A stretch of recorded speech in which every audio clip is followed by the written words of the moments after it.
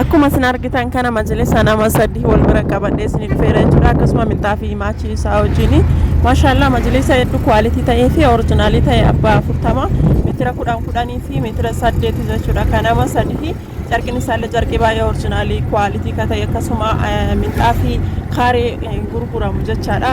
Akkasuma kuunillee jechuudha kan muraallee ቪዲዮ ከከና ሰብስክራይብ ላይክ ሼር godhaan gaxumuraatu. Assalamu alaykum wa rahmatullahi wa barakatuh. Shamarkafuune jaalatamtoota fi kabajamtoota hordoftoota Zulaamasho jira jirtu bakka jirtan nagaaf kabajaan keessan biraa jiraatochaa harallee viidiyoo biraatiin walitti deebinee jirra jechuudha. Akkuma isin argitan kana majlisa nama sadii qabadhee isin dhufee jira. Akkuma isin argitan kana maashaallah akkasin jaalattanillee abdii guddaa sinirraa qaba.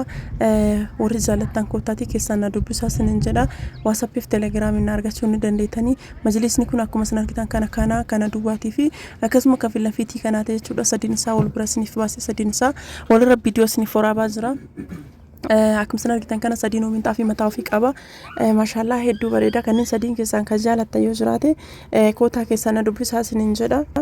Akkuma isin argitan kana jirachuudha majlisni keenya kenooti haalaan namatti tola haalaan bareeda miti anuyyuu hedduu takkanatti tolee jira jechuudha. Wanta gaariillee yoo dalagan badallee yoo dalagan abbamaa fi akkuma isin argitan kana meeshaa bareeda meeshaa kwalitii meeshaa oriijinaalii baasuun kun isiniif qofa osoo hin taane nallee na fayyada jechuudha. Akkuma isin argitan kana inni kararri isaa san yoo fagoo isinirra jiraate isin mul'achuu baate kinoo akkana jira jechuudha. Digaa fi isaa irraa ilaaluu dandeettani kun digaa fi meetira tokkooti ka gubbarraan itti hirkatan san malee maqammacaa miti jechuudha. Inni kunii fi kana jala galee fi inni kun maachiidha jechuudha. Maachiidha haalaan bareeda argitanii hedduu namatti tolaami anillee hedduu jaaladha jira. Akkuma isin argitan kana bootaan nu hanqatee jennaan achi bira daraardarree sanii fi asitti bootaatti deebisaa jira. Bootaatu nu hanqatee bootaa gahaan akkasitti hin jiru. Majlisni bootaa fixa hin beektanii haadha majlisa 10 qaamara ta'aaru kana tanaan dura meeshaa fannichaaraallee baasee fi ture jechuudha. Akkuma isin argitan kana kinooti gara lamaaniin akkana jira. Beektiraasiin isaa carqiin isaallee majlisa akkana jira jechuudha. Kana isin hin jedhu garaa isaa keessa xixii miti ka jiru. Boondiidha jechuudha. Gubbarraanis boondii haa ta'u malee keessa isaarra boondiitu jira. Maashaallah meeshaa kwalitii fi meeshaa oriijinaaliidha jechuudha. Meeshaan nu biratti dalagamu akkasuma makaddaa isaa diizaayina kanaa fi akkasuma karara kanaan filatte jechuudha. Diizaayinii boondiidii kun kan barbaadan hin jiraachuu mala jechuudha. Boondiidiin garaa isaa keessaallee kenooti boondiidii oriijinaalii kwalitiidha jechuudha. Akkuma isin argitan kana maashaallah yeroo hundaayyuu isinitti mul'isa addaan baasee wanti isin mul'isuu fi isinillee haa argitanii fi arguun amanuudha jedhanii meeshaan nu baasnu meeshaa oriijinaali meeshaa kwalitii isin jedhu lafatti himti jechuudha. Wanta jedhuuf qaba jechuudha. Osoo meeshaan kaafaan beekee dubbatuuti meeshaan nu daleessisnu kanatu iyyuu dubbata jechuudha. Sababni isaa meeshaa oriijinaali meeshaa kwalitii waan baafnuu fi akkasuma immoo iyyuu makaddaan jechuudha. Makaddaan diizaayinii hedduun jira isin jedhe kun gonkiin ormaanidha. Kun ammoo gadi lumuxi jedha cinaa tokkooni. Akkuma isin argitan kana kinooti boondiidiin isaa kinooti akkuma isin mul'isanii diizaayiniin isaa garuu garaa isin akkuma isin argitanii haa ta'u malee fedhuma namaa irraa hundaa'aa kwalitii isaa kinooti ilaalaa isin iyyuu uf keessan iyyuu ilaalaa argaa isin jedha.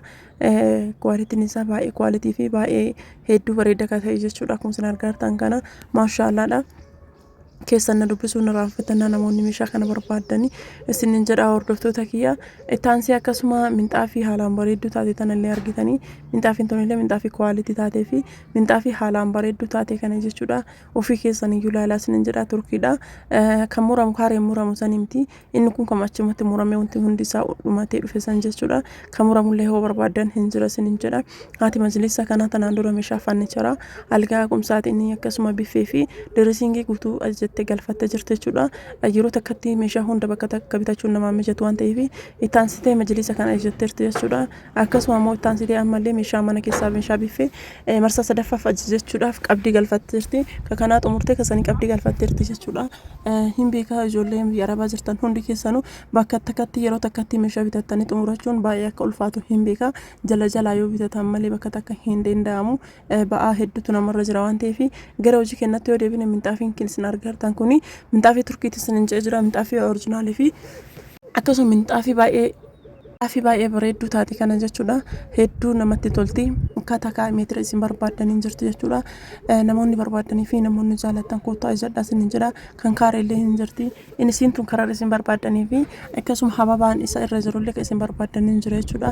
Kana isin jedhu maachii meeshaa keessaniitiin jechuudha. Akkuma isin argitan kana itaansee minxaafii kaareeti jechuudha. Minxaafii kaaree kana kinooti. Minxaafii haalaan bareedduu ta'e kanneen jechuudha. Minxaafii kanneen namni hedduun ajajatee jira.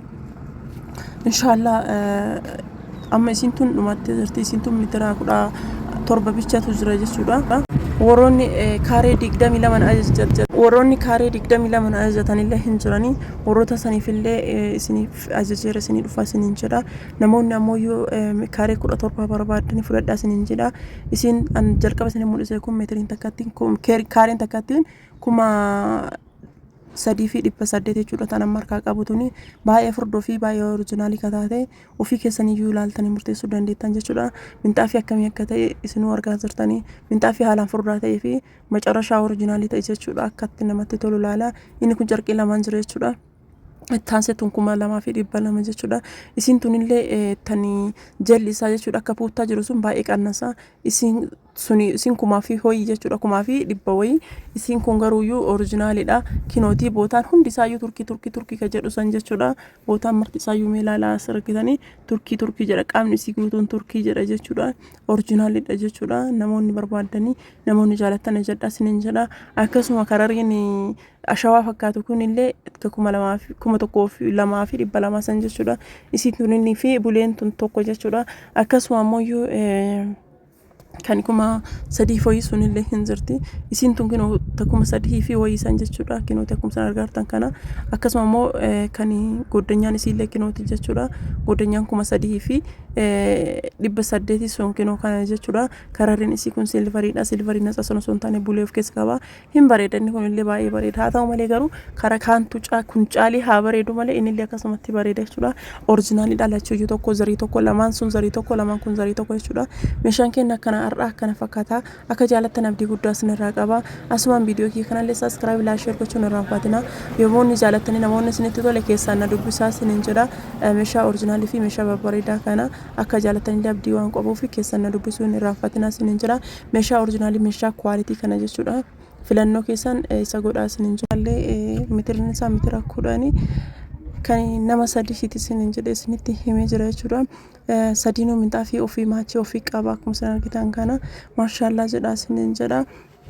Akkuma isin argitan kana lammaffaan isaa kana kinooti. Karariin isaa bareedu ilaala. Karariin abbaa 10 kanaa fi isaa kun maashiidha jechuudha. Yookaan kamaachi isa godhe kunniin wal fakkaataadha jechuudha.